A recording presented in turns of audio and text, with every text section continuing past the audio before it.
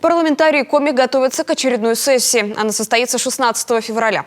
В повестке несколько десятков вопросов, среди них ужесточение закона о тишине. Документ прошел общественное обсуждение с различными экспертами и организациями. Несколько законопроектов, выдвинутых на рассмотрение, будут отложены. В частности, вопрос по выделению бесплатных земельных участков.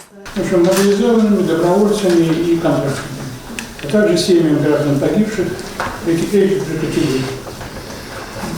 Значит, необходимо отметить, что в настоящее время в соответствии с пунктом 5 части 2 статьи 5 Закона Республики Коми о регулировании некоторых вопросов в области земельных отношений, право на бесплатное получение земельных участков уже имеют ветераны боевых действий, а согласно статье 3 Федерального закона о ветеранах, к ветеранам боевых действий отнесены в частности и лица, поступившие в созданные по решению органов государственной власти добровольческие формирования. То есть какие-то вопросы уже отрегулированы. Также на предстоящей сессии планируется рассмотреть законопроект об учреждении высшего почетного звания Героя Республики.